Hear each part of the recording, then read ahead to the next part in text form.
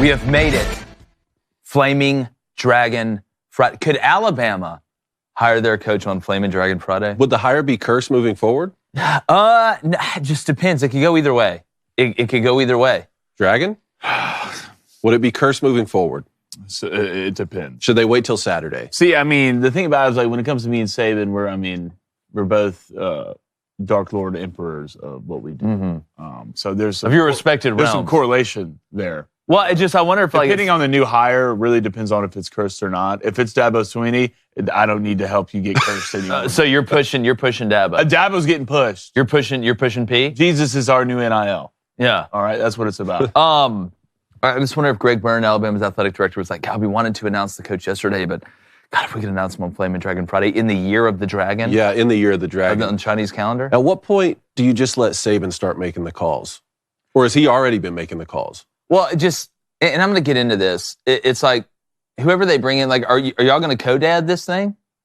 Like, got an office upstairs. I'm going to tell you how he's slowly turning into Robert De Niro from Meet the Parents. I can't wait to You got to let Jimmy Sexton do his thing. He has to get everybody a little bit more money. It's the domino effect, right? Yeah. Until they get to, like, they have the hire, but he wants to make sure everybody else gets a little bit more. He represents them all. He represents. I know. Well, that's why you could say if you're at all represented by Jimmy Sexton, Alabama reached out to your agent about the opening. That's a factual statement. That's a factual statement. Point on the doll where I'm lying. That's very true. Yeah. Bill Belichick and the Patriots officially part ways. Alabama continues to search for Nick Saban's replacement, and we break down the keys to victory for this weekend's NFL wildcard playoff matchups. Oh boy, I'm Jake Crain, and welcome to Crain & Company.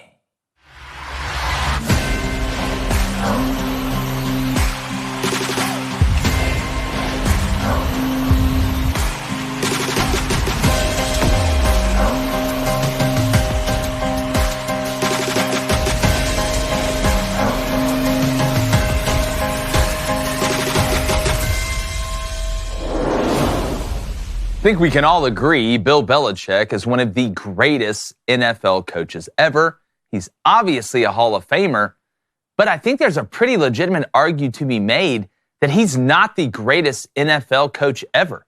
Because I think by now, after what we've seen, it's safe to assume that Tom Brady, who won a Super Bowl post-Belichick in New England, and then the Patriots cratered post-Tom Brady, well, he was much more vital to the team's championships and success than Bill was overall, even though both were very important.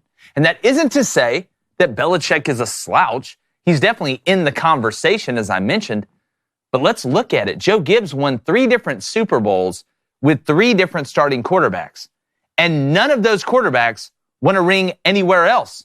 Don Shula won 2, including an undefeated season in 1972 in Miami. Now, out of the one quarterback legendary coaches, Belichick has the most Super Bowls. I'll take him. Vince Lombardi had Bart Starr. Weeb Ewbank had Johnny Unitas. Chuck Noll had Terry Bradshaw. And Bill Walsh had Joe Montana. Now, you could say that Belichick helped make the best draft pick ever, grabbing Tom Brady with pick 199 in the 6th round. It's like stealing. And some of those big games were won by the Patriots defense, right? That's a rational argument. We can literally discuss that and have a good, rational argument. But it's still not enough.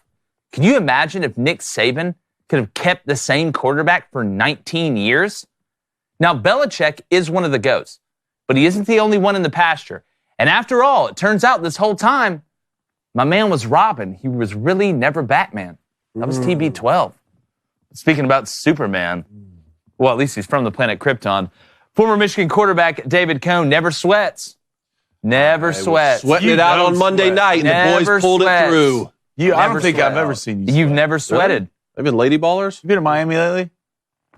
Yeah, when's the last time you went to Miami? 24 hours. I went down to get a medianoche, quick Cuban coffee. A medianoche. Came back, and all of a sudden there's videos. Okay, a nice Cuban. Of me and, what's his name again over there? In the corner? Earl. Will you get Earl's name right, videos. Dave? Well, speaking about in the corner, we all know it's Flaming Dragon Friday. So who's sitting on my right? This is Flaming Dragon! I want to be ninja. I want to be ninja. I want to be ninja. You bow to your sensei. 2. No hook. No hook. 2.5. Okay. Make up your mind. Can I finish the sentence, please? It's all about timing. Well, I didn't know you were delivery. speaking in Morse code. On my Arthur Smith stuff right now. On my I'd love to be on my Arthur Smith stuff right now. It's like, man, my dad got me a jet for Flag Day. It's the worst. But David, it's a great conversation to be in, right? Yeah. Bill Belichick, one of the greatest NFL coaches ever. But, I mean, you didn't win a playoff game without Tom Brady. Yeah. Tom Brady won a Super Bowl. You haven't won an AFC East without Tom Brady. The Bills are running through that division, won the last 4, even how they started this year. And it's all fallen apart. So I don't know how you could look at this and say Bill Belichick was as responsible for it, for the Super Bowl rings, as Tom Brady. What's different, right? You look at the differences. And again, nobody is saying anybody is bad, right? Or even overrated. You made a great draft pick, man. You had a great formula. But it turns out the guy in the Bruce Wayne was Tom Brady. He's the guy putting on the suit and going out there fighting the Joker and Penguin and all them. While you're Alfred sitting there telling them, hey, they're upstairs. You know, from inside, he's Alfred. Man, to me, the greatest head coaches in NFL history are Bill Belichick, Don Shula, and Vince Lombardi. I realize Vince Lombardi, most of his success was pre-merger. And Bill Walsh's name is always going to be up there. And I think Andy Reid is coaching himself. I mean, Joe Gibbs, 3 different... I get it. There's a lot of great ones, right? And Bill Parcells' name is always going to be up there.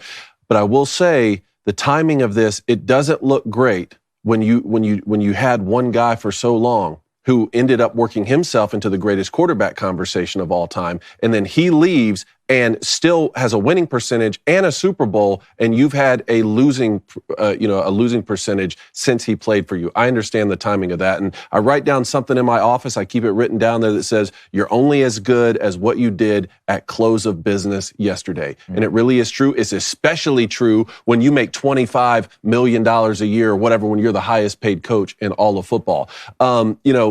I will say one thing, continued sustained success is so difficult to achieve. Oh, without a doubt. That when you do that and you have 6 Super Bowls, which is truly incredible, all of these stats and accolades that Bill Belichick has is just unbelievable.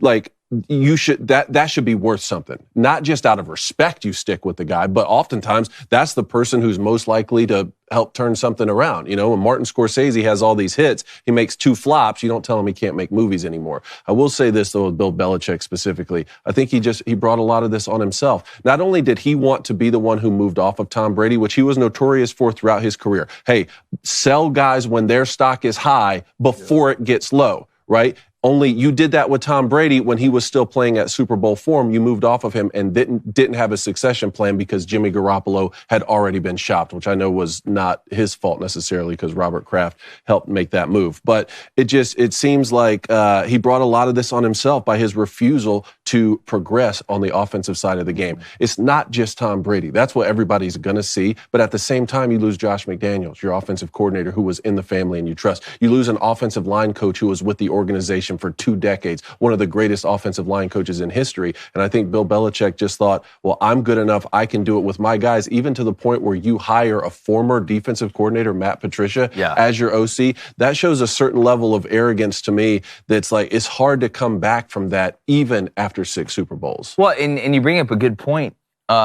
It wasn't always, Skittles and rainbows with Tom Brady and Bill Belichick. I mean, you remember that they did have some rifts, going through that run, but just when you look at it in its totality, there was such a drastic change when Tom Brady leaves.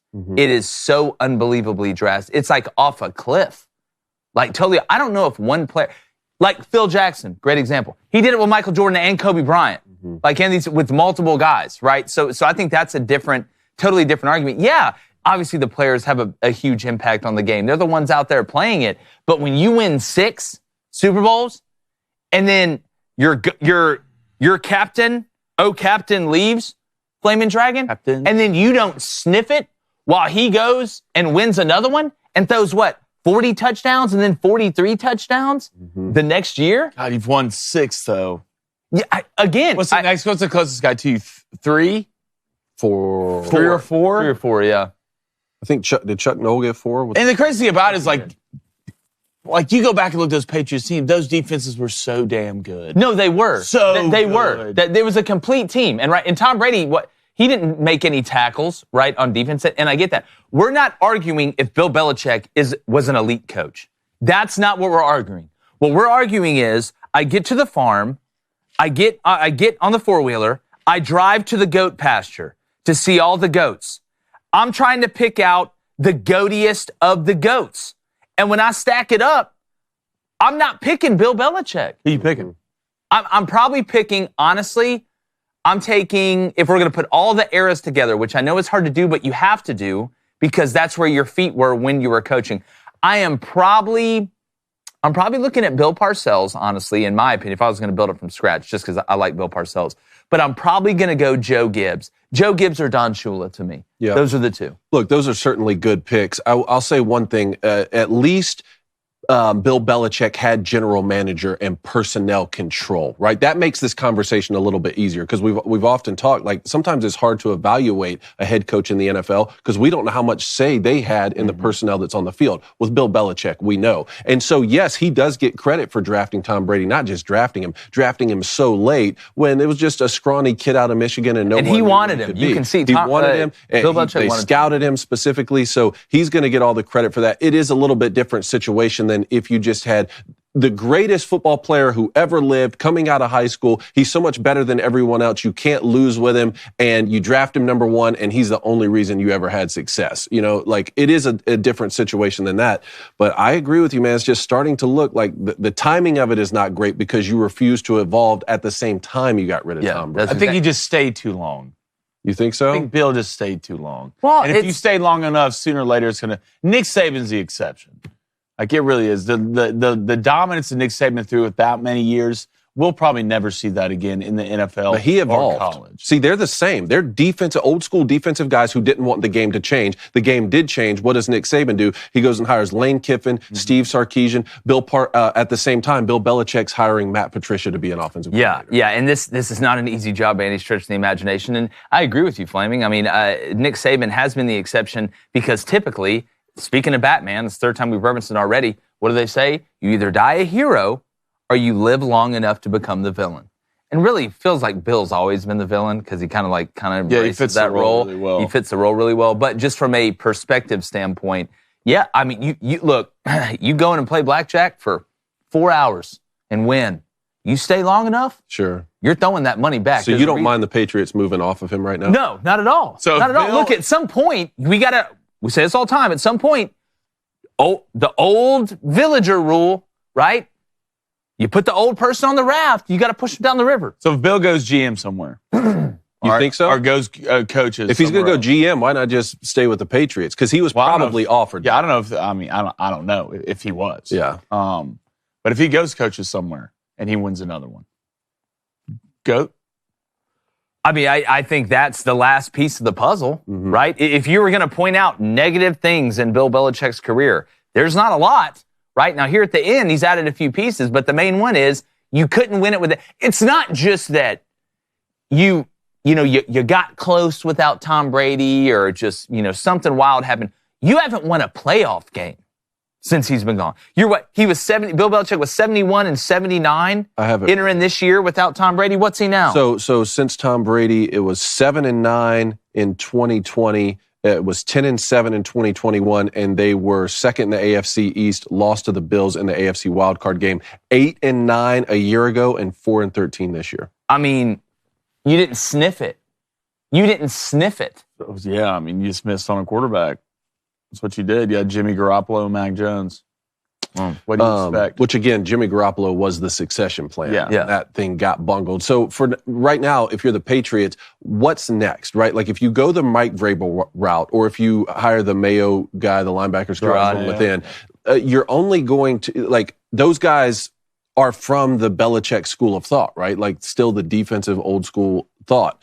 Or are you going to go and, like, change things up and get a Ben Johnson type? See, I think we're kind of looking at it through the prism of Bill Belichick and saying, all right, it's the Bill Belichick way. I think it's the Kraft way. I think Kraft looks at himself, pun intended, as the guy who crafted this whole thing. So what's his way? I think it's the Patriots way. I think he wants to keep it in the family. Okay. So like Mike Vrabel, Gerard Mayo, I believe that even though it didn't work after Tom Brady left, that he still believes that keeping that kind of tradition, the Patriots way, I guess, back when it was going great, right? Back, Rodney Harrison, all these guys, like kind of that mindset. The offense to defense thing, I think, is more fascinating to me because you have had a defensive coach. The two guys you listed are defensive coaches. Do you go younger and sexier? But I mean, you kind of obviously not Josh McDaniels. He's a pretty sexy guy walking around college football right now looking for a job. Apparently he'll have an NFL job anytime he wants. That's Jim Harbaugh. See, but why wouldn't you? Why wouldn't you if you're the Patriots? He could be thrown out for every one of these jobs for sure. For sure. I don't know. I just have a hard time believing he's going to go outside of the circle. That Kraft will. That he'll go outside the circle. I really do. But we want to know what you think. 7:15 a.m. Central. That's when the phone lines are going to open. Hit that subscribe button. Hit that like button. It's Flamin' Dragon Friday, baby. Let's get this thing popping. I know the chat's hot already. But we're talking about teams that want to grow back into title contenders, right? They want to find a way to get back to their best. Well, friends over at Provia Hair Care, that's their bag, all right, if you're trying to get back on your bully from a hair standpoint. Because millions of American men and women, they're dealing with premature hair loss. Maybe you're scared about inheriting that thinning look because it runs in the family. We know that fear, all right? Start 2024 off right with a real solution that delivers on its promise without the harsh side effects, unwanted chemicals, and you don't need a prescription. Provia uses Procapil. It effectively targets the three main causes of premature hair thinning and loss by supporting healthy scalp circulation, delivers nourishing nutrients, and healthy hair follicle anchoring to your scalp. It's going to get your confidence back, all right? I know some of you guys, male, female, you look in the mirror, you freak out about it. If I could just get my hair right, I'd do better on the dating scene. I'd be able to get back in it. And it just makes you feel better. You got to look good to play good. We say that all the time here. And every order now includes your choice of a free gift at checkout. Provia works guaranteed or 100% of your money back. So don't wait. Order now and save an extra 10% in free shipping at proviahair.com/booster. That's PROVIA.com/booster. Go check them out. Get that confidence back. And you go get that Provia and then you go get a hoodie. All right? Crain & Company hoodie. We're going to drop the link to the merch shop in the chat.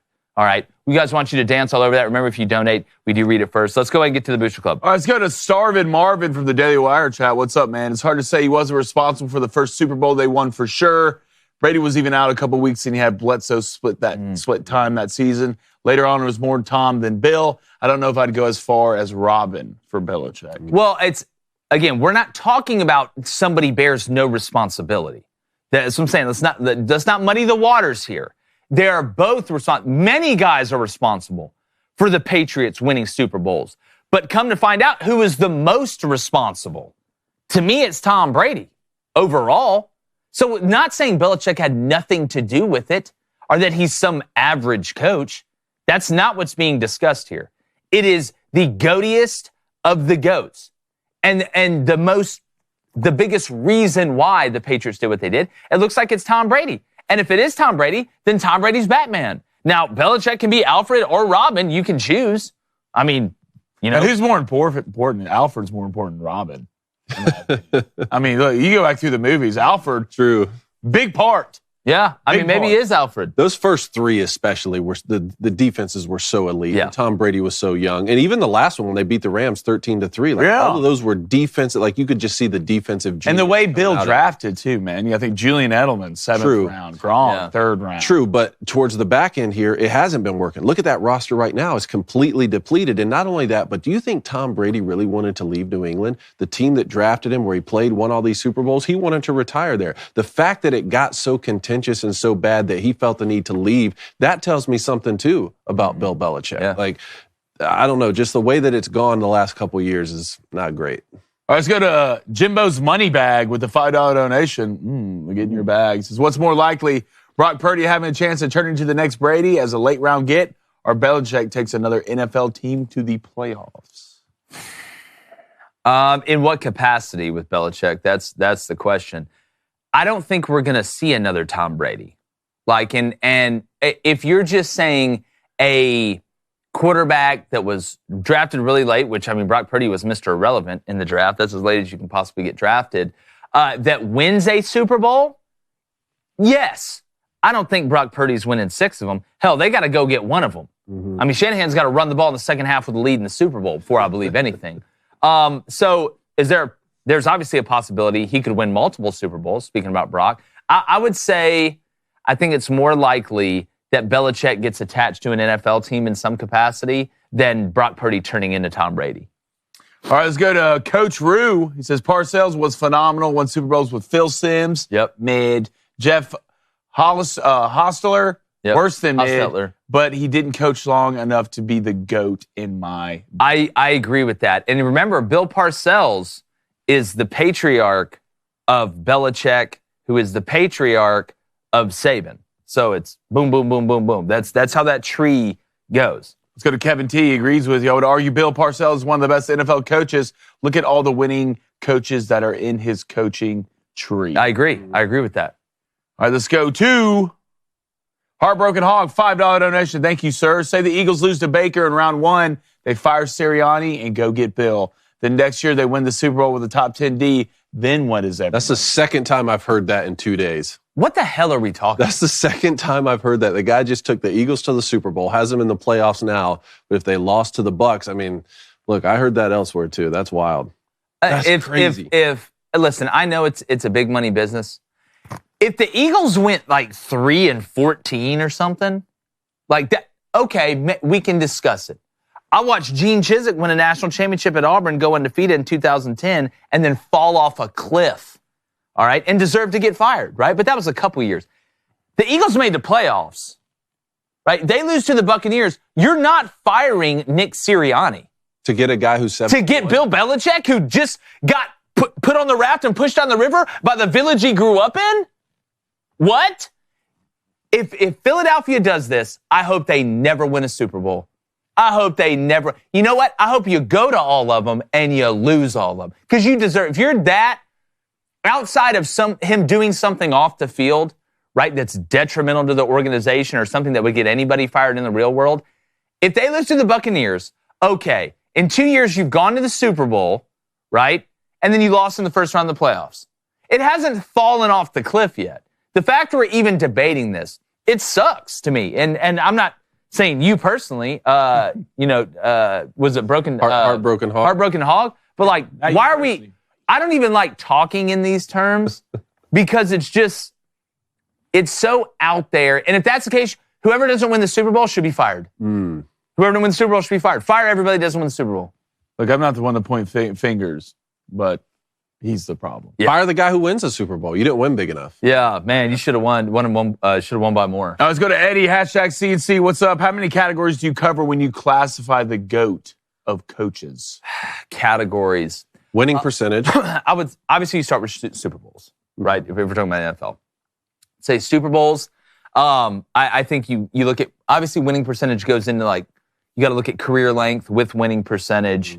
And you look at Nick Saban's winning percentage in the NFL and you would say, oh, this guy's a terrible coach. And you look at what he did, obviously, in college. To me, it's Super Bowls, it's winning percentage, and it's I would say divisions won with multiple guys at quarterback. I think in the game of football, you look at that. That's why I referenced Joe Gibbs.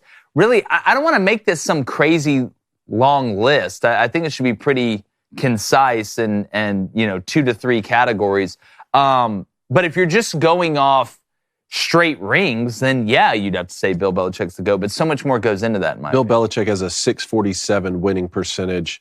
I wanted to pull up. One guy we didn't talk about that much was John Madden. So John Madden didn't coach for a long time. It was from 69 to 78 with the Oakland Raiders, but a .759 winning percentage. Yeah, Joe Gibbs ended up with a better winning percentage in the playoffs than Bill Belichick did as well. That's another. Don Shula, .677. Mm-hmm. I think Joe Gibbs was .708. I think he was 17-7 in the playoffs. So Joe Gibbs all time is .621. With the Washington Redskins. What about the playoffs? That was just overall the playoff winning percentage is the one I looked at. I think 708. I think Bill's 705, so it's close. Let's go to Christopher Jordan. He says, "Are we talking enough about Bill Walsh? You want to talk about postseason dominance?" Got to talk about him.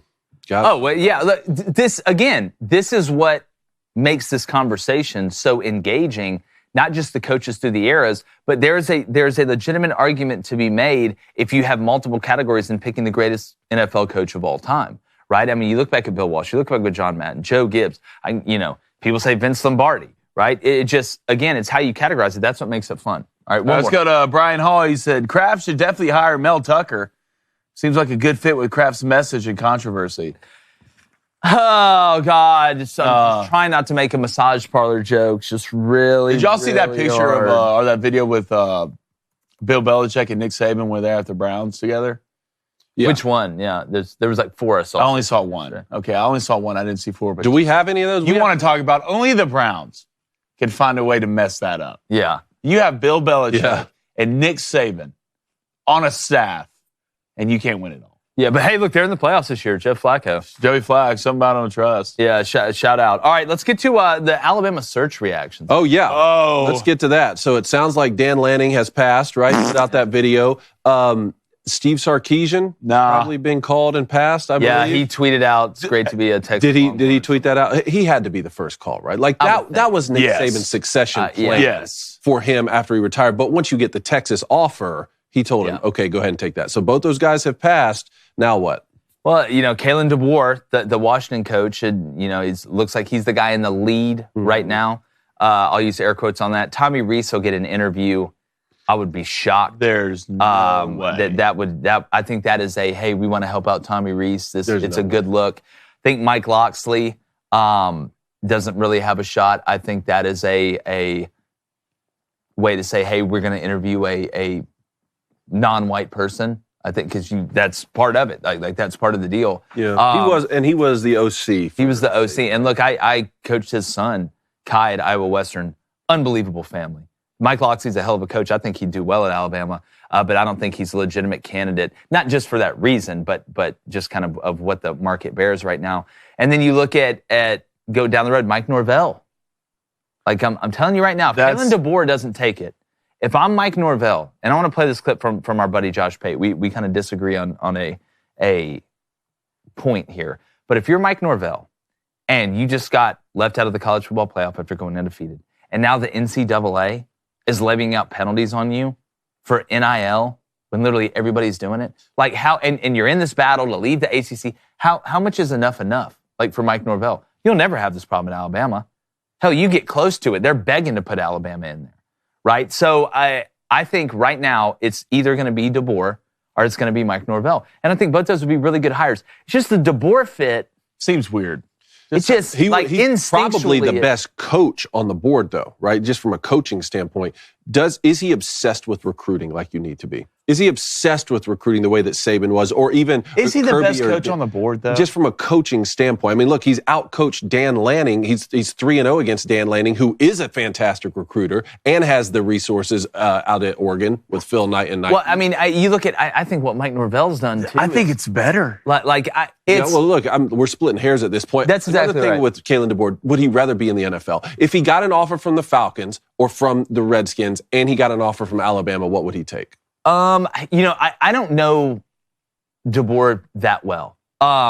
His rise has been incredible. I mean, the dude's a fantastic football coach. He's 104-12. But you got to look where you're at too. And this is what I want to get to. I want to play this clip from Josh Pate, who again we agree on stuff, we disagree on stuff. I disagree with him here. I'm going to play the clip and then we'll talk about it. Let's go and run it. If I've heard one person say this, I've heard 1,000 of them say, who wants to follow a legend? Who wants to try and step in after Nick Saban departs? The answer is a lot of folks. How many of them are going to get the opportunity? 1, 2, 3, I don't know. Not very many. That is not the way to phrase the question. Okay, it is a very, very poor miscalculation of how supreme alpha competitors think. Alpha competitors are the 1%ers. Okay, by the very definition of what it takes to have this job, if you have common mentality, if you think in average terms, you're not going to get an offer to be the head coach at Alabama anyway. So the guys who think the right way, they are few and far between. But those are the only ones that are going to even have the opportunity to begin with. The guys who think in a manner that it takes to be the head coach at Alabama are the kind of guys who do not look at who they're replacing. They look at support, they look at facilities, they look at resources, they look at recruiting base, and they look at commitment. And Bama goes 5 for 5 on those, which makes it a premier college football job, which any competitor worth his salt is going to look at and say, I don't care who in the world I'm coming in behind. I'm going to win there because I'm a winner and I got the ingredients to win. And that's the mic drop. That's all it takes. That's the beginning, middle, and ending of how competitors assess this. No, it's not. If you've ever had an agent and been involved in a college football search, so basically what Josh is saying there is that if you think in the mentality of, oh, it's not about who I'm replacing, it's about what I can do. Like if you don't think that way, then you're average.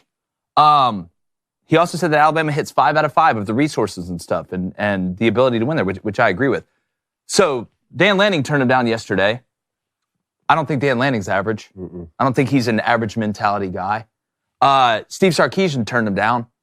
I don't think he's an average mentality guy. Coach Steve Spurrier, who I don't think's got an average mentality. Yesterday on Paul Feinbaum, I would hate to recommend a guy to go take it because you can't do as well as the coach before you. Yeah. I don't think Steve Spurrier has an average mind. You can't look at things in a bullish way like that. That's not, you can say that. Like, that's easy to say behind a microphone when it's not you that is being involved in the search, right? It's easy to sit here and say, well, just don't be afraid to replace Nick Saban, or it doesn't matter who you replace. It's circumstantial. It's where you're at. Mm-hmm. If you make decisions just based on that, you're going to screw yourself over multiple times. If I'm Steve Sarkisian, it's not that I have a common or average mentality. It's that my ass is at Texas, and I'm not leaving to go replace the greatest college football coach of all time in Alabama when I'm at Texas. If I'm Dan Lanning, my ass is at Oregon. I'm not leaving Oregon to go. I want to pave my own way. I don't want to live in a shadow, right? I don't want to be. It's not that I'm afraid. I'm just not dumb. Like I'm going to go co-dad Alabama with Nick Saban. Like that's, or I'm average, or I'm a common thinker. Yeah. What are we talking? There's some nuance. So you can't approach this like that. Dan Lanning's got a family. Like, oh, well, Alabama does have the resources. Oh, they have the players. They have the recruiting base.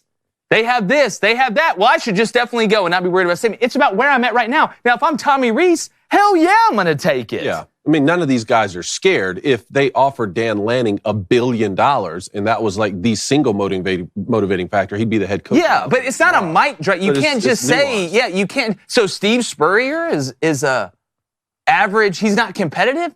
Dog, Steve Spurrier didn't change his signals for 30 years and said, hey, come out and stop it. Like, I'll give you some examples. And listen, there's been some times where replacements have worked out. But it's not because people are soft that don't want to do it. It's because they actually thought about it, right? This is why you have an agent, too. Some guys will use it as leverage just to get more money with where they're at. Like, so, for example, Bear Bryant, who followed him, Ray Perkins, went 48-32, fired. All right? Who replaced Bo Schembechler? Gary Moeller? He got in trouble. 60-44. Who replaced Steve Spurrier? Ron Zook? Man, how did that work out for you? I can go down the list. Now, there's some Ryan Day taking over for Urban Meyer, which that was a little different situation with what happened with Urban. But I think and again, love Josh. Josh, I agree with Josh more times than I don't. But right here, I feel like this was a red meat. Like, hey, everybody come here, look, oh, you better be a badass and not think things through. No, it doesn't make you an average thinker. It makes you smart to think through these things. Well, what Josh said at the beginning when he said, who would want to take this job? The answer is a lot of folks. He's technically right. That's why I said the line will be around the block, because I would take the job, you would take the job, everybody in this building would take the job. That's not what we're talking about. We're talking about out of the top 5 names on the list, who wants to take it? Well, the top 2 have already passed, right? Essentially, is what, I mean, Steve Sarkisian's passed, Dan Lanning has passed. Sounds like Alabama fans don't even want Dabo Swinney to get an offer. So that alone, I mean, I think that we would have already seen the position be filled. And what's interesting is the Patriots job coming open at the exact same time as the Alabama job is very telling. I think we can do a little bit of data here, despite one being college and one being NFL. because Bill Belichick had fallen off that cliff a little bit, someone is more willing to go take that job immediately. Whereas I think if Alabama had been, 3-9 the past 2 years, if they went 3-9 the past 2 years, do you think Urban Meyer or Dan Lanning or one of those guys is already the coach at Alabama? I think there's a much better chance that one of those big names goes and takes over for Alabama if they were struggling. But again, I was just surprised when I heard this because it's got to go. That Nick Saban being the coach before you has got to go into the calculus of your thinking. Like I was very surprised to hear that. I don't know. Maybe Dragon. Well, yeah, you have to think if you want to replace Nick Saban or not. How's that a real even argument? Obviously, because we're talking about the best, right? The best of the best when it comes to coaching. The Dan Lannings, all the Mike Norvells, all this. You're going to live in. It's never going to be good enough if you go to Alabama. It's not. And if you do win, you know why you won? Especially, hell, if you win it next year. Oh, it's Nick Saban's guys. Nick Saban's guy. Yeah. It's Nick Saban's players. Well, Nick Saban brought in the formula. So if I'm Sark, I'm Dan Lanning. Hell, the thing about where they're at right now, they got the 5 out of 5. That's exactly right. They got the 5 out of 5. That's the biggest They point. got the 5 out of 5, and they don't have to worry about a shadow behind And Dabo, too. I already built something special. It's circumstantial. You can't look at it all together and just put everything in one category. Every job is circumstantial because everybody's at a different place. And if we're talking about mentality-wise, if that's what he's talking about, I can get that. You can't be afraid to go coach. But when you're that high up, when a level of coaching, you have to weigh in every little thing. Mm-hmm. Every little thing when it comes to that. So, no, I do not agree. Well, we got to get to some of these reactions from around the country when Nick Saban announced his retirement because some of them are they're gold. Justine, what's the first one up? Here's a mom finding out from her daughter. Oh, yeah, this is good. Hey, you all right? Why? Nick Saban retiring? Huh? Nick Saban retiring. What? Oh, yes, he is. Oh, shit, no. Like the look, so you're going to see these in this reactions. The initial, you're just joking, ha, ha, ha. And then the realization that he's no longer the head coach of Alabama. It just goes, I will continue to say this.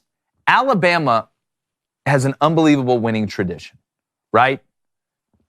Let's not pretend, though, that they were wandering the forest for a long time and Nick Saban, say resurrected, that's fine. But Nick Saban is Alabama. He is, right? It's people didn't go from New Jersey to Tuscaloosa to be a business major because they love the city of Tuscaloosa. Yeah. All right. They went because of Nick Saban. Nick Saban is Alabama now. Bear Bryant used to be Alabama. He's not Alabama anymore. Nick Saban, to me, is Alabama. That's the first person you think about when you hear the words Alabama football. So you want to talk about it just means more. It's the GOAT. I'd be the same way. All right, what do we got? This is Toomer's Corner right here? I think I see Jake in the corner of this. No, it's not me. I'm not out there rolling. Is that you? I see Dragon. No, I don't like this. I'm not a huge fan of it. I get it. We're talking about Auburn rolling Toomer's Corner because it is.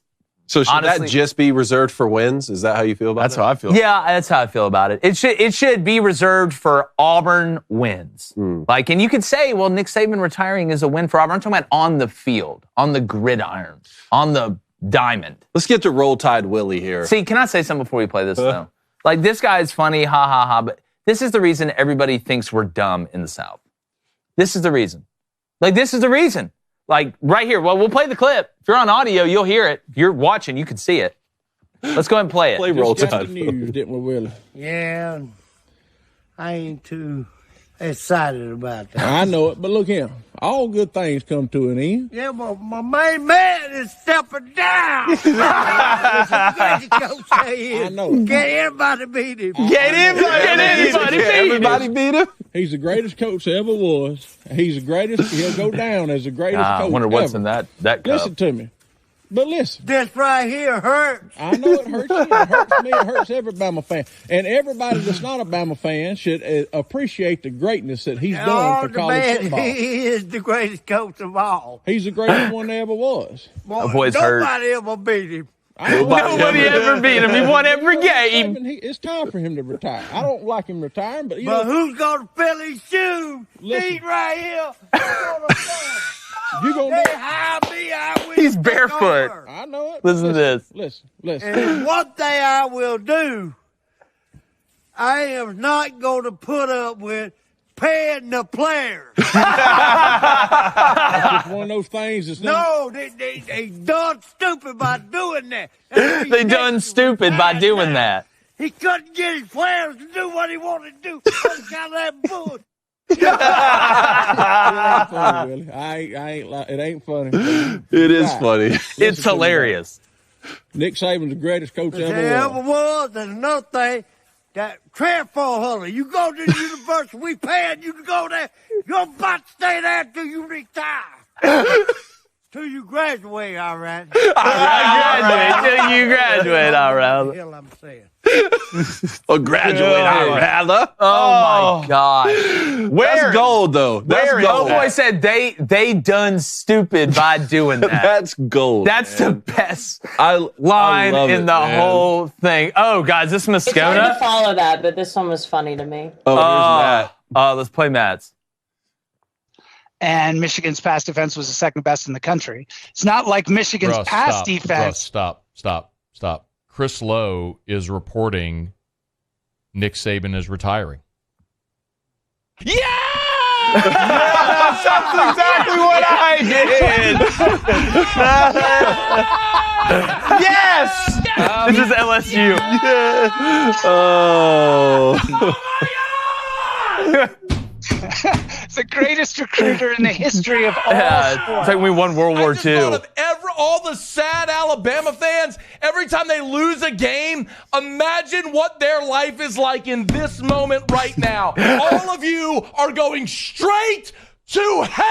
Oh, my God. Matt. You better be right. Chris Lowe, I'm coming after you, brother! The long national nightmare is over.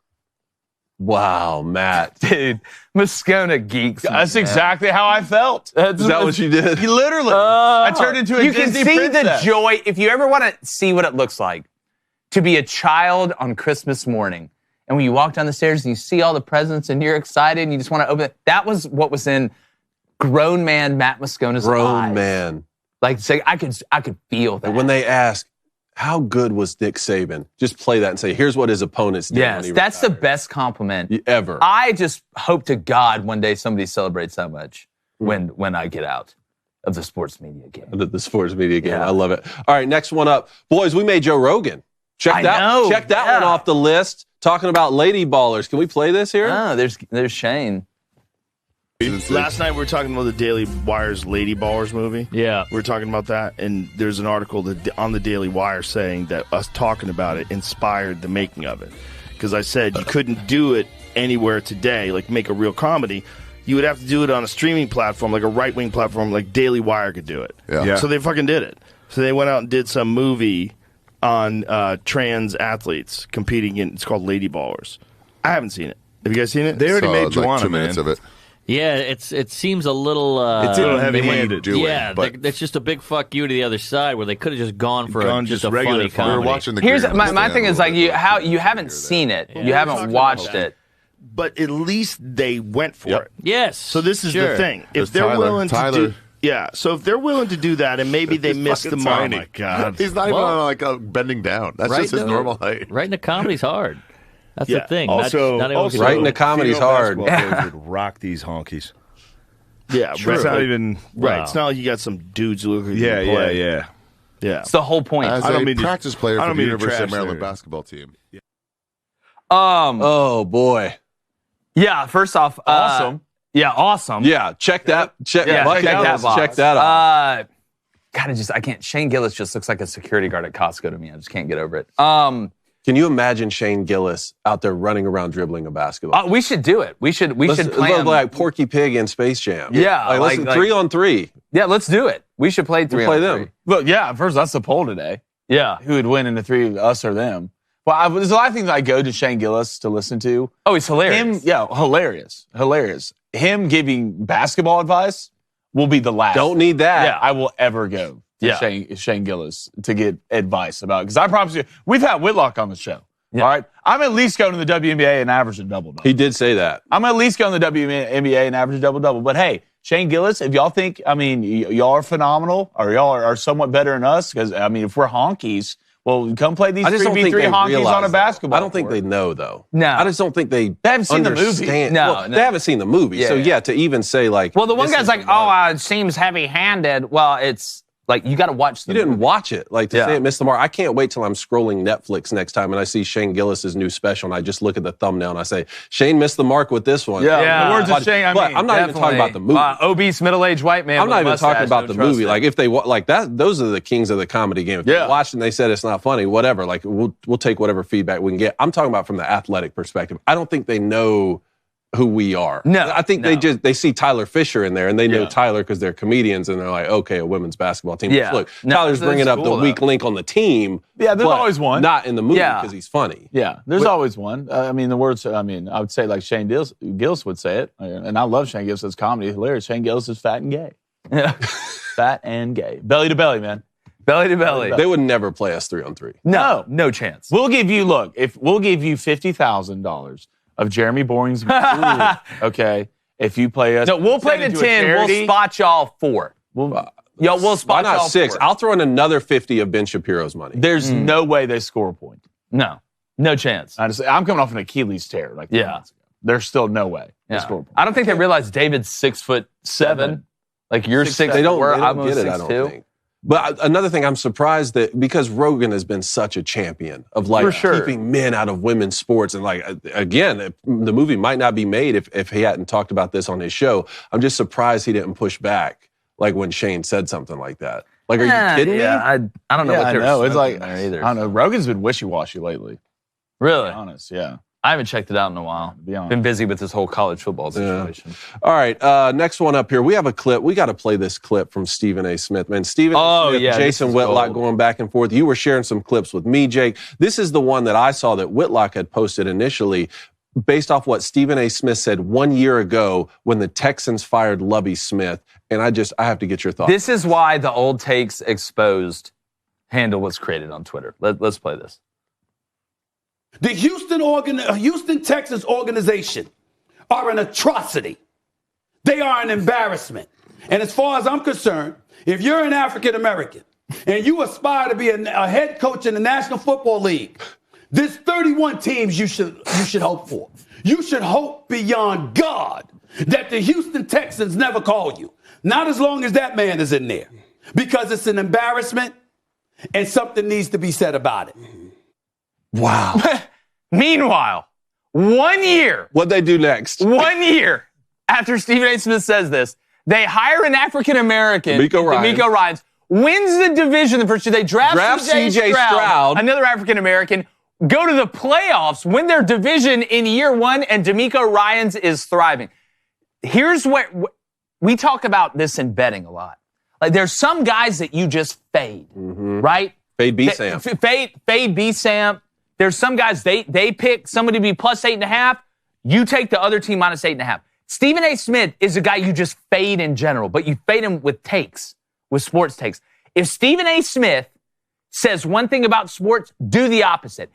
If we were ever in some situation, right, where me and Stephen A. Smith are both in the same place, and somehow we were having to run through a maze to escape a serial killer or like the Texas Chainsaw Massacre guy, and Stephen A. Smith goes left, I'm going right, David. I'm going right.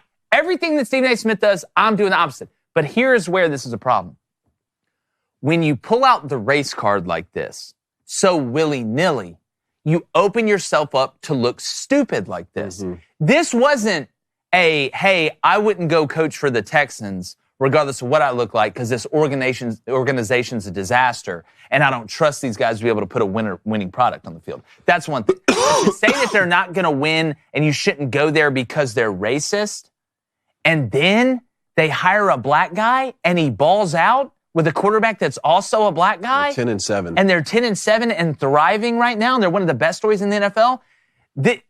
That will live in eternity because you reached for the low-hanging fruit, man. It's not just that he said it, right? People say all sorts of crazy things. And hey, if that's what you really feel in your heart, put it out there. It's that he is still the face of ESPN right now, and there is no pushback. That's why when we said Jason Whitlock was the only guy I saw even post this. And that's part of what led to Stephen A. Smith clapping back on his podcast, wasn't it? Or there was a lot of back and forth with the book review or something like that. Yeah.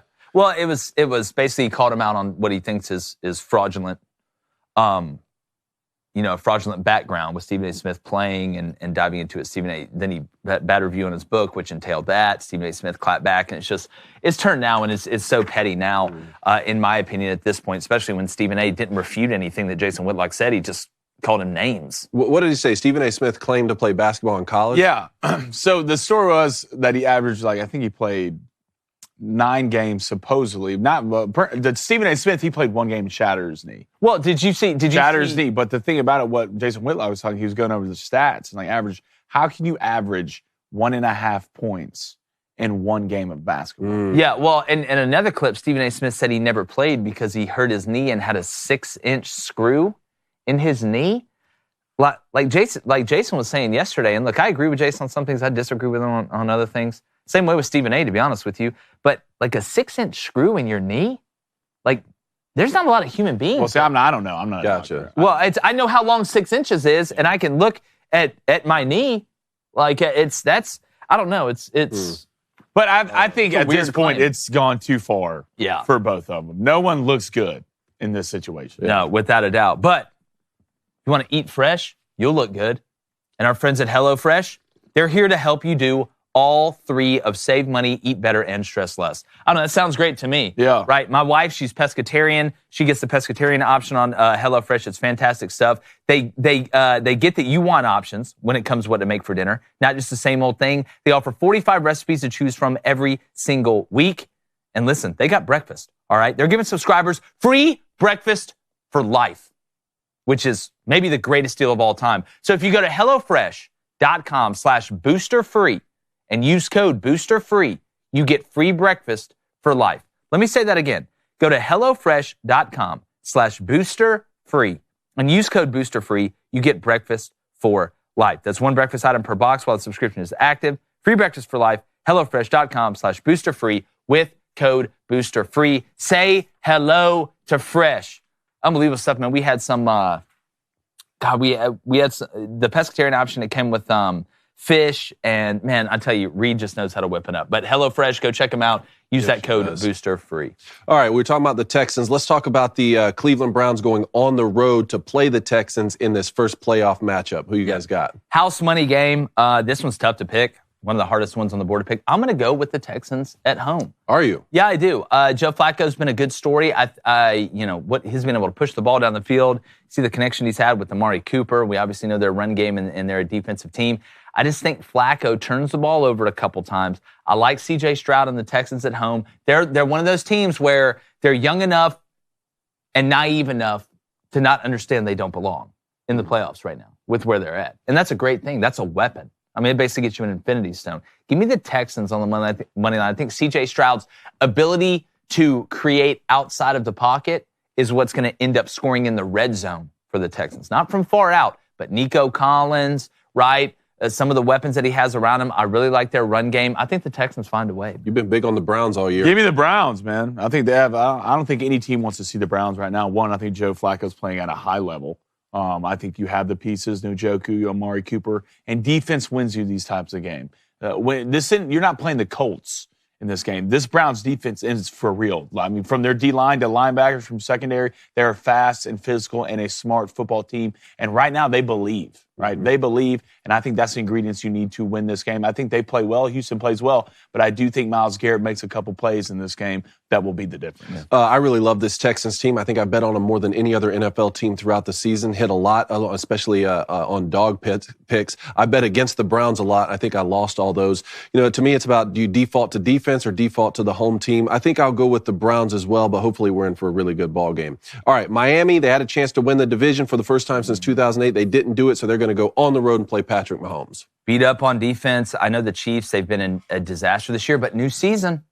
It's a new season. It's playoffs, right? You can change the whole thing right now. Go look at what the Giants did with Eli Manning. You can change the whole year.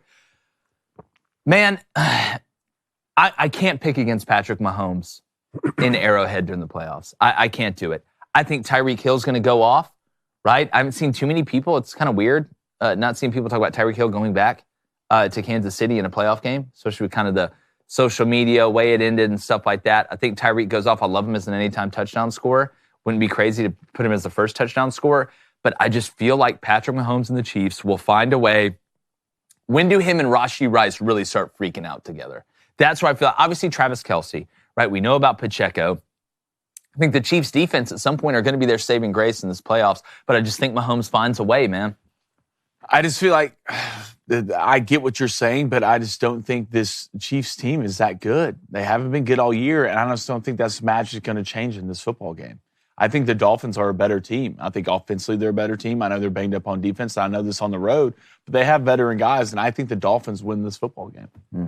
Give me the Chiefs. I like Patrick Mahomes at home. All right, so the Sunday has slate, the word home in his last name. There you go. The Sunday slate, Pittsburgh's going to go on the road and play the team that did win the AFC East, the Buffalo Bills. Well, the weather's supposed to be awful, which is a huge advantage for Pittsburgh. Yep. But I'm still going to go with Buffalo at home. I think Buffalo may win the Super Bowl. I really believe it. What's the weather? What's the one game the weather is supposed to be -30? That's the Bills. Is that the? It's the Bills. Is that the Bills game? It's the Bills game. Okay. Yeah, it ain't Dallas. It was the Chiefs game. Well, it's not Ford Field. Yeah, it's not Dallas. It's not Tampa Bay. No, it's. We think it's Kansas City in here. Is it Kansas City? I know the weather's supposed to be awful for the Bills. -30 wind chill. Well, then that hurts Miami. Obviously, this is what we talked about all season. Like, they're a different team when they're down in South Florida rather than going on the road in January. At what point, like, no, we're not. I'm not playing in this. I'm not. -30 degrees. Football, baby. Let's figure it out. -13. Okay. Well, sometimes football doesn't need to get played. Sometimes it doesn't, or sometimes it does get played inside. Like this game, like in -30 degrees. -30. At what point is this just well? You know what? Like, you know people what? Freezing on the field. You know what? That's why you want to get home field advantage for the playoffs. It's one of the reasons that it matters because you're used to playing in those elements. It's one of the advantages. It's home field advantage. I don't think anybody's used to playing in this. I think this is a I guarantee the Bill. I guarantee you the. All right, here's what it says: Kansas City will have extremely dangerous temps on Saturday night. Cover all extremities, including your head and face. Dolphins Chiefs kickoff forecast is now -1 degree with a -23 wind chill. Oh, yeah, that's tough. I know what that's like. I know what that's like. Me too. Yeah, not good. Me too. It's not good. But you listen. Unless there's a tornado, alien invasion, like tomorrow's war situation, or like just not the white hurricane, just not the white spikes, just anything but that. I'm going to take the Bills as well, even though the weather up there would. Give me Buffalo. Can we just take a second to give a shout out to Mike Tomlin? Hell, just did it again. Yeah. Just somehow did it again. Games. Just finds a way every year to. Doesn't know who's playing quarterback. Doesn't matter. Just plug someone in. Is Mason Rudolph in there? Better coach Mitch Bill Belichick. Trubisky. Once Mike steps down, if he ever does, I mean. I feel like he'll be in the conversation. 20 years. Yeah. He'll be in the conversation, but no, you just got to the Bills are hot right now. They're Hansel at the Male Music Awards. All right. Male Music Awards? Green Bay playing with house money, making the playoffs with Jordan Love in year one. They're going to go on the road to Dallas, who won 12 games, who somehow is never playing with house money because everyone's job is on the line until because there's so much money in the house.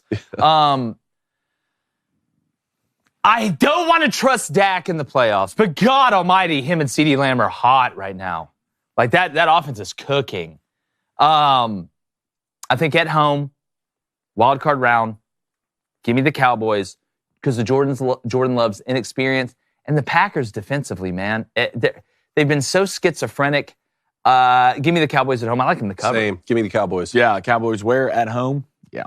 All right, last one for the Sunday slate. The Rams go on the road to Detroit. Matty Stafford coming back to Ford Field. I'm so excited. The Freaky Friday matchup. This one's a pick-em to me. I think Stafford and them are going to be fired up. Obviously, being in the playoffs, going back to Detroit, Jared Goff playing against the Rams. I default to the home team here. I like the Lions' run game. I really do. I know Aaron Donald's up front. The Rams got some pieces. I think Matt will put on a good show because the Lions' defense is still porous, especially in the back end. Puka Nacua has been an incredible story. We know about Cooper Kupp, even though he's been banged up all year. I'm interested to see how healthy Tyler Higbee is going into this game. He's a big piece for them in the red zone and to a comfortability situation for Matt Stafford. I think it's a back-and-forth game. I think it's a high-scoring game, obviously indoors. Give me the gumball smuggler. Give me the sun god, right? Give me Jahmyr Gibbs, Jameson Williams. Does J-Mo go nuts this game? One of these games, J-Mo is going to freak out. I feel like losing Sam Laporta is going to be bigger than what people think. It says questionable, right? There's no way this kid plays in this game. You hyperextended your knee, dog. There's no way. Or at least be healthy enough to play. You unextended. I think this is a situation for Matt Stafford to come back and ruin everything. Mm-hmm. I really do. I feel like he has so much to play for in this game. The boy who returned. The boy who lives. Who's not coming to die. Yeah. Who's coming to kill you. It's a little reversal of Harry Potter. I think this is a red lightsaber, Darth Vader, Matt Stafford situation. I'm going with the Rams. Yeah, and this line right now is +3 Rams. I think that's the smart money. I think the +136 is smart money too for the money line on the Rams. But I'm telling you what, I'm going to go with the Lions. The city of Detroit needs this. They do. They need this, man. Finally. You already won the division. No. They need this, man. You know how long they've been waiting for the Lions to be good? I would love, dude, we have the Browns and the Lions in the playoffs. Wow. It's an amazing time. Just hearing that statement. It's like an M. Night Shyamalan movie. All right, well, we'll preview Philly at Tampa Bay, obviously, next Monday when we recap these games. We'll see. All right, let's get to the Boost Club before we get to calls. All right, let's go to Nolan Kajowski with a $10 donation. Appreciate it, Nolan. He says, my family is from Michigan. I was born in Dallas, raised in Houston, then Atlanta. Now I live in Jacksonville. Man. Needless to say, I'm a Steelers fan. What do we have to do to win Sunday and make a legit run in the playoffs? Well, it stops and starts with the Steelers' defense. I mean, you look at Mason Rudolph; he's playing pretty clean. I think the Steelers, the weather's going to help you, right? The Bills, we know they've been hot. We're able to come back and win the division after a slow start. The recipe for the Steelers is holding the ball, right, and keeping Josh Allen from running around in this cold weather and extending plays and becoming a problem, which is very hard to do. It's damn near impossible. I think Josh Allen's legs in this weather, especially if it's windy, is going to be as valuable as anything. So if the Steelers can stop Josh Allen in the run game, not just quarterback design run when they get by the goal line or the QB push and stuff like that. I'm talking about nobody's open, one read, all of a sudden Josh Allen on 3rd and 9 runs for 12. Like that's the stuff that'll kill the Steelers because I think this game is setting up for the Steelers to be in it. I love them plus 10. Plus 10.5, plus 9.5. Yeah. Najee Harris in the cold weather. George Pickens, who's shown you he can play in the cold weather. To me, it's about clock management and keeping Josh Allen from killing you with his legs. All you want is a shot in the 4th. Don't you if you're the Steelers, don't you have to turn this game into mistake, Josh Allen? Yeah, and you have to play clean. Right. You have to. I don't think the Steelers have to come out and be immaculate, or make all these incredibly big plays. I think you just have to play clean and see if Josh Allen will blow it. Yeah, I agree. Let's go to Foster Monster. He says, late here, but Jake, you completely misunderstood Pate's point by miles. Like explain it to me. Explain it to me how I can. What? And again, not him. And like I said, I like Josh a lot. Overall mentality. If nobody is saying that you should be afraid of anything, that's not what anybody who is implying that you need to look at what. The circumstance of where you're at as a coach, if you're going to go replace the GOAT, that has to go into the calculation. But it's not about being afraid. Explain to me, please, how there was any point missed. Some people just defend anybody regardless. All right, let's go to Trey Bodenheimer with the $2 donation. Appreciate it, Trey. He says, I don't know, Jake. 6 inches isn't really that long. Speak for yourself. Speak for yourself. Must be nice. Let's go to Mr. Perfect. Let's go to Matt Sivers with the $20 dono. Appreciate it, Matt. So I will throw in an additional $50K of Matt Walsh's money. Yeah, there you go. And also, we are national championships, Coney. Go blue. Yeah, go blue, baby. Come stick together. All right, let's go to Yo, That's Rough with a $10 donation. I used to work in the MA State House, and everybody joked that Bob Kraft was a real governor. He gets what he wants. He keeps it close to home and built the entire organization around Brady, not Bill's fault. No, and again, nobody is blaming Bill for anything. And it turns out Kraft was right to build it around Tom Brady. Because you saw what happened after he left. But no, look, money's power. We know that, right? Look at Kraft. I say the word Kraft, you know what I'm talking about, right? So, look, it's an interesting conversation for sure. All right, let's go to. Apparently, did Gerard Mayo just get the Patriots job? Did he? I'm on it. I don't know. Some people in here saying Gerard Mayo. Good for him. Got the you talk about a Patriots guy job. that can make some plays. Let's go to Brian Hall. He says, I keep hearing that KC will win because of the Arctic temperatures, but how does that help? The Chiefs receivers play better? They've been a dumpster fire this entire season. I don't think it helps any. Rashid Rice is nice. No, he is, but like compared to the way Miami plays to the way that Kansas City's played, let's be honest, Kansas City's won a lot of games on defense this year. Miami, not so much. Miami's an offensive. Man, Adam Schefter just broke this. It's a new era in New England. The Patriots have hired Gerard Mayo as their next Good for him. coach and will be formally introduced at the press conference next week. Yeah. Good for him. Find the dude that made that comment earlier about payday. I want to see what he's talking about. I'm that's trying to interesting. see how what point could have been missed here. I'm not following. I'll look. So you guys like that hire for the Patriots? I do. Really? Yeah, you would think that answers the question: would they keep in-house? It's in-house. It'd be him or Vrabel. If you're going to keep it in-house. Do you bring Vrabel in? Like, if Bill Belichick just retired out of nowhere, it's like, I understand keeping it in-house. But if you're moving on from the guy because this way of thinking is not working, it's like, it's interesting to me that you wouldn't at least go entertain one of these, like, young offensive coordinators to sort of change up the style of football you're playing, to come in and develop Mac Jones, who you drafted at 15, unless you just already know you're going to go get a quarterback at 3.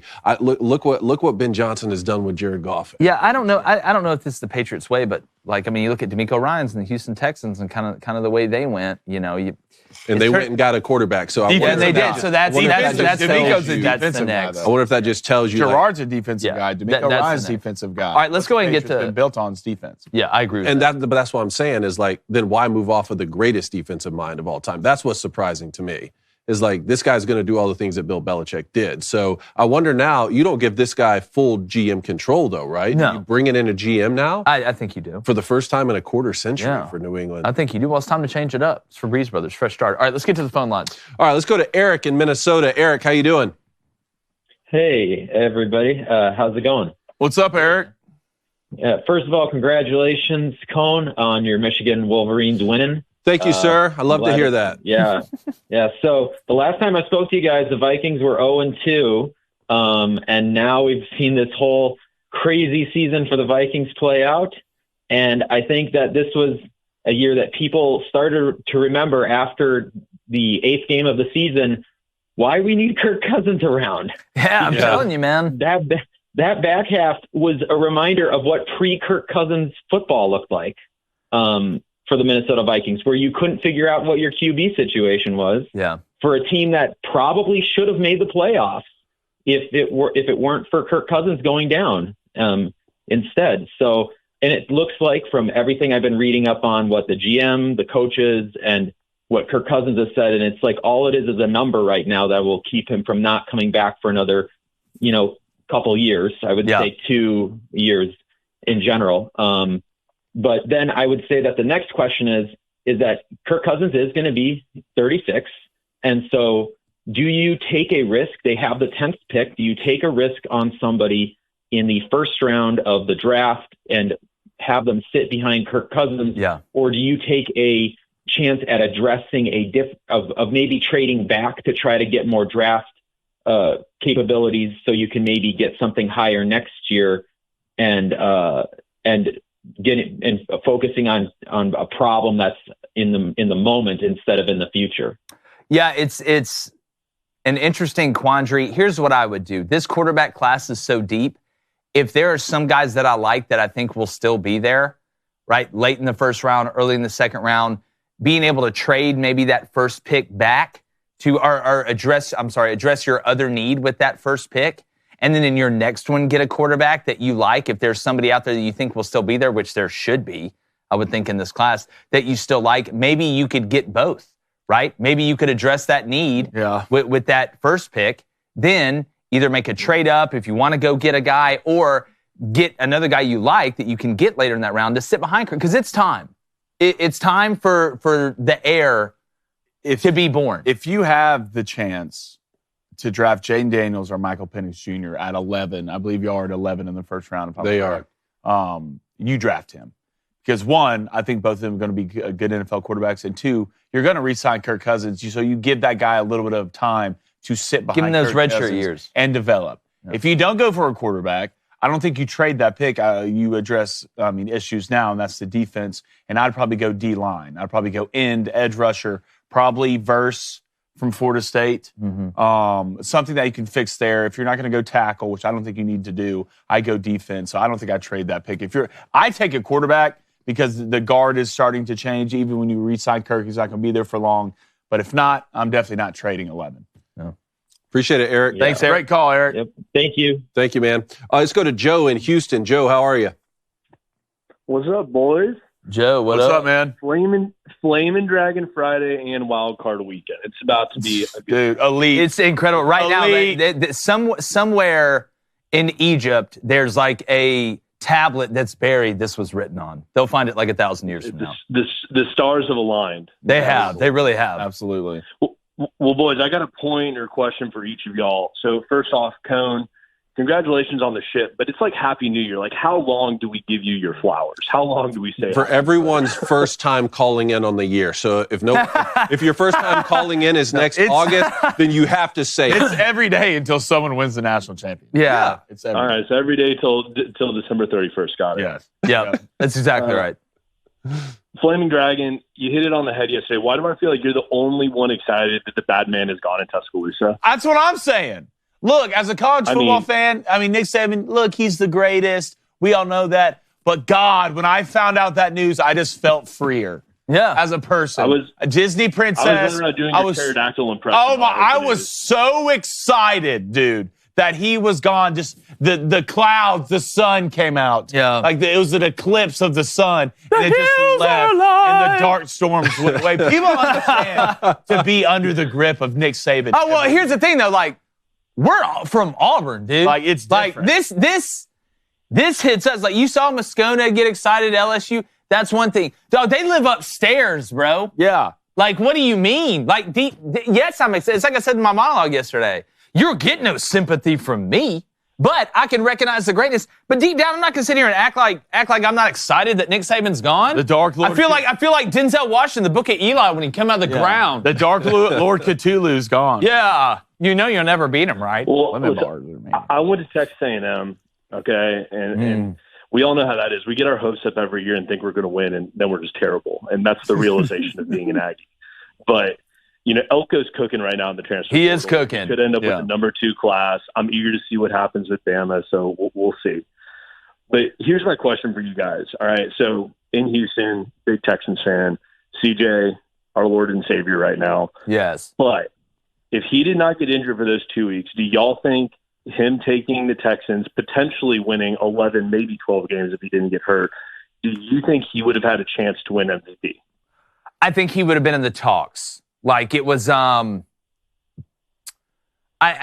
have won it, right? But he would have, I always think about it in terms of would he have gotten invited to New York, like for the Heisman? Yeah. That's kind of the terms I think about it. He would have been in the discussion, which is incredible as a rookie quarterback, regardless. But no, I don't think he would have won it. I think he would have been in the discussion. Like, it's a dub either way. Let me ask this, Joe, real quick. As a Texans fan, this is a house money. I know you want to win, right? Duh, it's a home game. You want to win. This is a house money game, though, right? This one's just no fear, high fives. Let's hang out and watch it. It's one of those things. I'll tell you this. I'm married to a diehard Cleveland Browns fan. No and way. She's going to the game tomorrow with her family. I'm watching the baby with my family. Baby's going to be in a Texans onesie. That a boy. I'm in the mindset of, after what we saw from the team this year, we should win. Like, that's how I feel. I love it. I love it. But you're not going to go burn down the city if y'all lose and everybody just panics and D'Amico rides, oh, no, it was a mistake. Like, what a story. Stephen A. was wrong. It's going to be it is the first time in a long time we've been excited for the Texans in Houston. Forever, it's just been the Astros. Yeah. So I'm eager. It's going to be a fun few years, boys. That's all I'll say. Definitely, the future is bright, man. Keep your shades Appreciate it, Joe. Yeah, keep your shades on. Keep them on for Elko, too, though. I'm telling you. Thanks, Joe. We'll be calling in. We'll be calling in next year when the Aggies are on top, okay? I love it. Hey, man, I feel like I hear that. Where have I heard that every year? Oh, Jake will do a monologue next year that A&M's back. Yeah. Have a good weekend, boys. You too, man. You too, man. All right, let's go to Brian in Boston. Brian, it's a new era in New England. Boston. Darren Mayo's your new head coach. Talk to us.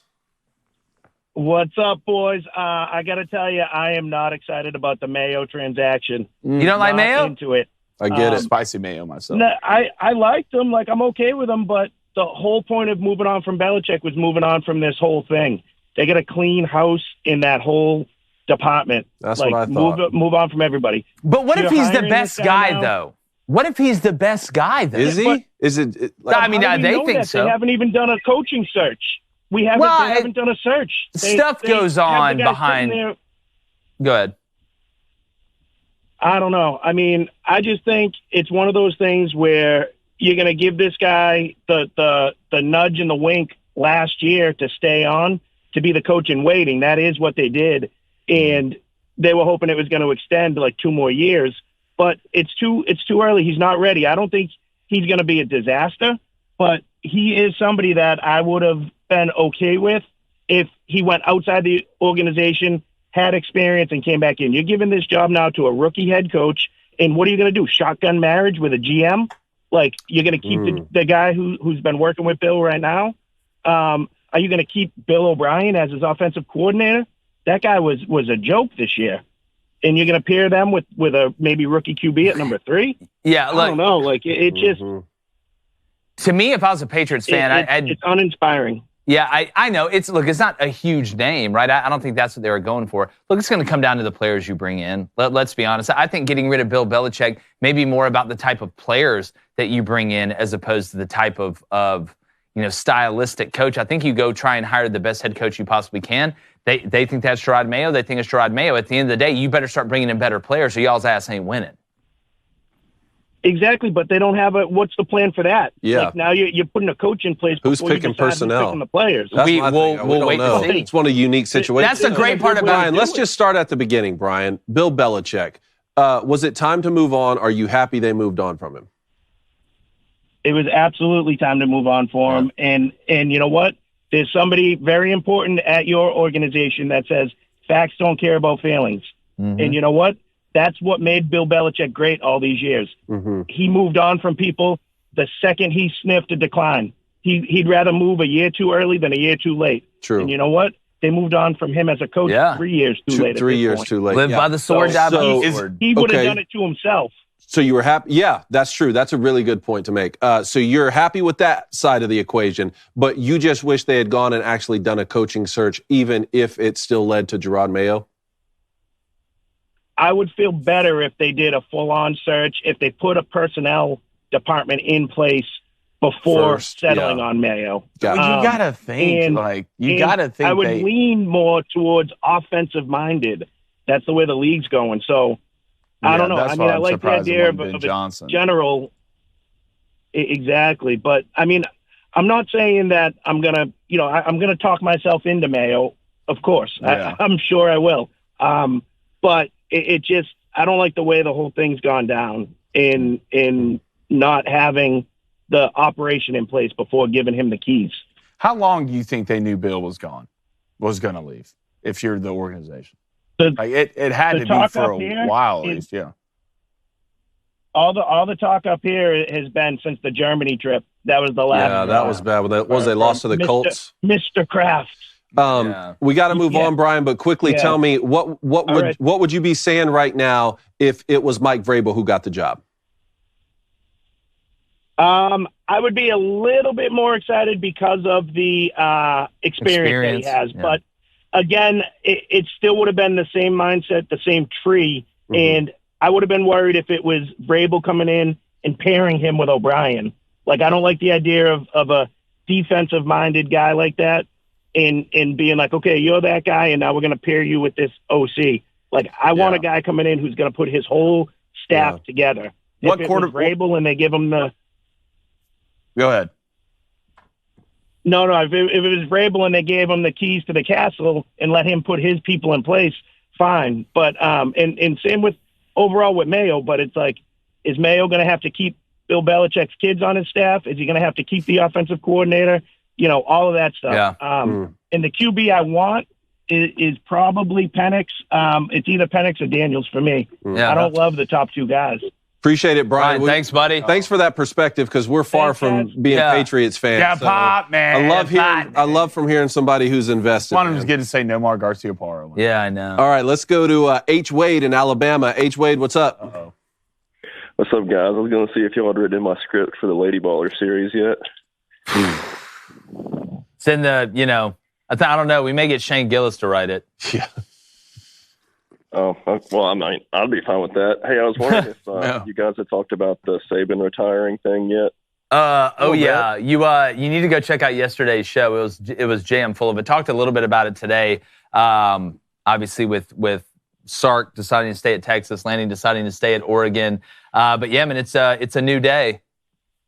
Yeah, I was kind of being sarcastic. Oh, okay. Yeah, okay. Well, you have a very dry, it's like a dry delivery, so I couldn't tell. Yeah.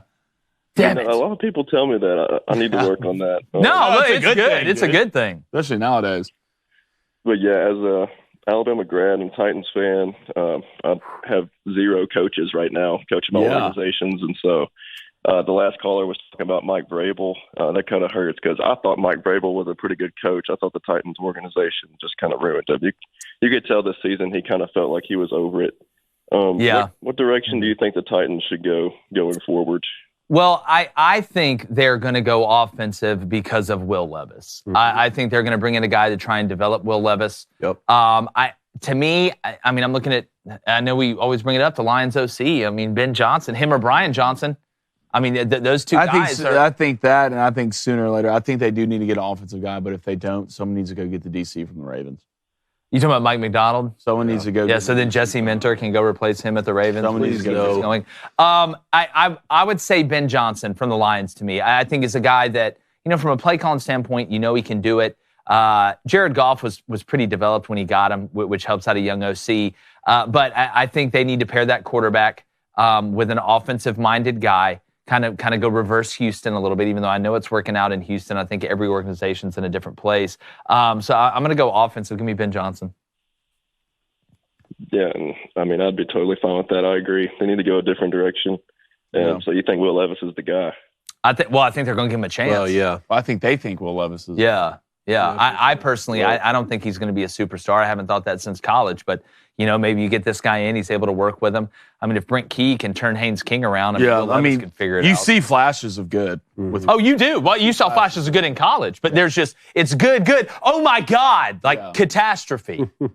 Appreciate it, H. Wade. Yep, thank y'all. All right, Appreciate it, man. Appreciate it. All right, last one quickly. Gage in Florida. Gage, we got about 25 seconds here, man. Hey, how's it going, guys? What's up, buddy? Thanks, man. Yeah, so I guess congratulations, Cone. Appreciate all you. Yeah, thank you. Let's keep it going. Go blue. Go blue, I guess. I'll take it. Hey, so Florida State fan here. It's been a rough couple months. Dude. But I think last night's news kind of sent a lot of us over the edge. Not the Mike Norvell news, but the NIL violation news. Just kind of want to get your guys' takes on that. And seems a bit bogus. Kind of like it almost feels like FSU is now the Donald Trump of football. That's funny. You know what it reminds me? Have you ever seen Eastbound and Down, the show? Kenny Powers. Love it. The part where he's the PE teacher. And it's like Florida State's like the kid who raised his hand and said that his dad said that Kenny Powers ruined baseball. And Kenny Powers is like the NCAA and college football playoff committee. And it's like, listen, if y'all are looking to pick on somebody, that's the guy, because I ain't looking. Yeah. It feels like Florida State is kind of the whipping boy on it, if we're going to call it. This is like the best, worst year I've ever seen for. It is. That's true. Like you go undefeated, your quarterback gets hurt. All right, you get still left win. out of the playoffs. All right, you get left out of the playoffs. You get rolled by Georgia, which no players were playing. All right, then you get these violations, and then Mike Norvell might leave and go to the team that kept you out of the playoffs. I mean, here's the specific violation. Why you should have claimed it. So the NCAA announced significant penalties, a 2-year probation, and disassociation with its NIL collective for 1 season for violating rules on using name, image, and likeness offers as a recruiting inducement. Who's not doing that? I thought that's where we were at in the game. I don't understand it. So those penalties mark the first time the NCAA has severed the relationship between a school and its NIL collective as part of an infractions case. God, we just got to get rid of Well, here's the thing, though. If you're Florida State, no. Yeah. No. Yeah, I agree. No, we're not doing that. Actually, we're going to double down and put even more money in the collective. We're going to hang out with the people from the collective twice as much. Like, what's the NCAA going to do? How long what y'all going to do? Keep me out of the playoff? Yeah. Is that what y'all going to do? Nick Saban, please. Leadership position now. Call it whatever you want. Commissioner. Nick Saban at Florida State. Czar. We'll let you pick whatever C word you want. You can still keep your office above Bryant Denny. Actually, now that I think about it, that'd be problematic, wouldn't it? Yeah, that'd be problematic. in the Malmore Fieldhouse is where the Nick, I need you as far away as college possible. Leave, please. Something's got to be fixed. Gage, like somebody stole somebody's girl at like a high level. That's what that doesn't it feel like that. Mike Norvell and Jim Harbaugh clearly like teamed up a long time ago against someone in the NCAA. I didn't know there was rules when it came to rules? There's rules now? Like, I hear from high school coaches in Florida all the time saying, one of my players got offered $1 million by blah, blah, blah school, and we're trying to decide where he's going to go. But you go after Florida State? Yeah. Like, hey, man, Florida State's talking to you. Out of those, like, look, they came with the NIL deal. Like, look, Blaine will offer you $30 a year. Yeah. They're like, how do you like cafeteria? Like 35 and I'm in. All you can eat at the cafeteria. It's like, hey, these hot dogs? Yeah, they're built to last. You got me. Appreciate it, Gage. Gage, thanks, buddy. Call in again. Have a great weekend, man. All right, Jake, quickly. Yes. As you walk to the board. Yes. Give me your thoughts. Cadillac Williams. Man, I'm not going to say too much right now. I think more will come out. I don't think this was just a coaching performance. What happened? I don't know. I've heard. Situation. I'm not opening myself up to. Yeah. Did he get fired? He resigned. There's a lot going on. More will come out. It's not a good look. It's a tough situation. That's what I'll say about it right now. Did Oboy ever respond about the Pate thing? No. Because you don't know what you're talking about. Oh, there's always a couple people in here who just say something and I'm like, what do you mean? And then they never. Yeah, like how can you miss the point? I think like Joseph Fine III said like this is just such beta and this is why Auburn's a little brother syndrome. I was like, what do you mean? And what? Never heard anything back from him. Yeah. So hit and runs. Don't let the camera fool y'all, dog. No, it's little brother syndrome. Like, no, it's. It must feel good to be behind a keyboard. Oh, for sure, for sure. Keyboard warriors, man. It's Golden State out here. All right, yesterday, great day, Maryland. Thank you, Illinois. Thank you. Just held on in the end, and James Madison beat South Alabama by 30. God Almighty. So, give me tonight. Akron's hosting Buffalo. All right, -17. Really like this one. Then I'm going to go parlay again because hit one yesterday. Give me Indiana money line, Nevada money line, and Iowa money line. 3 home teams. Nevada's got Boise State. It's going to be tough. Iowa's got Nebraska at home, who's been hot. Indiana, it's a Big Ten game. Cannot remember off the top of my head, but I think they're a 4.5-point favorite. That's plus 213 altogether. I was wondering if someone would take the Akron pick. I like that. I'm going to go hockey, actually. Let's go the NHL. I'm going to take the Wild money line, -120, and then give me the Preds plus a goal and a half, -175. They're on the road. Let's figure it out. All right, I love it. Tulane. Coming through yesterday. They did. Yeah, almost won. Coming through yesterday. Yeah. Gonzaga. Like, if you're not going to cover, lose. But I had you as my last leg in a parlay, just money line. Oh, and you can't lost win. to Santa Clara. By the way, Santa Clara had 2 first-round picks. Yeah, last 2 years, something like that. Wow. Yeah. All right, today I'm 3 7-footers. I'm gonna go with Robert Morris plus 4.5, 1v5, standing on business. We'll see. Stand on business, Rob. Look, then I'm gonna go Ryder -9.5 because that's what I am, ride or die. All right, Ace. He's gonna go Akron too. -17 at -110. Then Nova playing DePaul. Who? DePaul. They're -19.5. DePaul's awful, but it's the Big East. Who the hell knows? All right. All right, a couple donations here. Let's go to Jack Hogan with the $5 donation. Appreciate it, Jack. Love seeing another group of fans go through the same stages of coaching search that Auburn fans go through. The name Kalen DeBoer is deafening right now. Yeah, it is. I mean, look at the odds, even though I think the odds dropped. I think DeBoer was -200, and then it was at -115. -115, you know who's second? Norvell, right? No. Who? Mr. Hill Runner. Dabo. There's no way, dog. Dabo Swinney. There's no way. Please. Where's Lane Kiffin? Oh, wait, now I remember. Please. Let's go to Ryan Smith with a $5 donation. Ryan, appreciate it, man. Shout out to the best UPS driver and my twin brother. Our birthday is Monday. 11 up to 25. How'd y'all feel about Caddy leaving? War Eagle. Got to that. Hey, happy level up day. Happy level up day. We love our UPS drivers. Hold on. Dabo Swinney is now the favorite to be the next Alabama coach. Who are you hearing that from? The odds just changed. They did? He's at plus 105 right now. Read them off. Read off all the odds. Dabo Swinney, plus 105. Kalen DeBoer, plus 155. Mike Norvell, plus 325. Lane Kiffin, plus 900. The rest of them, it's So Bill O'Brien's not even on that list, huh? Let me look down. No. Which, you never know. I mean, look who's on this. D'Amico Ryans, Kirby Smart, Deion Sanders, Urban Meyer. No. Gotcha. The fan base of Alabama will revolt. It'll be a revolution if they hire Dabo Swinney. They were in front of Nick Saban statue. If they hire Dabo. How pissed will Alabama fans be if Dabo Swinney gets the job? Like, how pissed would they be? All right, let's go to Chase Mills with a $10 donation. The eeriness of Pete and Belichick's situation is crazy. Couldn't wait to move off their guys, but ironically, we're probably better off together than apart.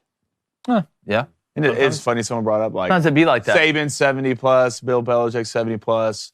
Like, they both know when to retire, but, like, Congress is 97. And they're Yeah. Like, I'm staying. And they had the Leo. I'm not going anywhere. I'm staying. I'm staying. Hey, did we throw a perfect game today? We did, baby. Did we Great throw a job. perfect game today? The under hit. Throw that graphic up. Whatever. I want to be ninja. Yeah, bro. Whatever. That's right. 2-0 on the year. 2-0 on the year. Bless up. All right, what else? All right, I think it's all the donations for today. Great job, chat. Let's get to the poll. Who would win in a pickup basketball game? Joe Rogan, Fat Gay Shane English, or Ari Shane English? Shane Gillis, excuse me, that's one of my buddies. No way. I need to clip that and send that to him. Joe Rogan, Shane Gillis, Ari Schaefer, or me, David Cohn, and Jake. Us. Crain. That's the poll. Us. That's the poll. Come on, let's hit our first 100%. 100%. 90% us. Me, David, Cohn, and Jake, 83%. Yeah. Joe Rogan, Shane Gillis, Ari Schaefer. I'll take that. Hey, still lower than our Rotten Tomatoes score. That's exactly. Hey, look, we're getting talked about on the Rogan show, guys. Yeah, it's not a bad thing. Yeah, it's one thing to just dunk cookies in milk. All right, we appreciate you guys. Appreciate y'all in the chat. Make sure you check out Provia. Make sure you check out HelloFresh as well. Use those codes. Got a great shows lined up for you next week. We should find out who the Alabama dude, if they hired Dabo Swinney. Oh, dude. Oh, happy day. Oh, happy day. When Jesus walked. I'm so glad he walked. What a Friday. What a Friday. I know. And on that note, we're going. Oh! Gone. I got mittens.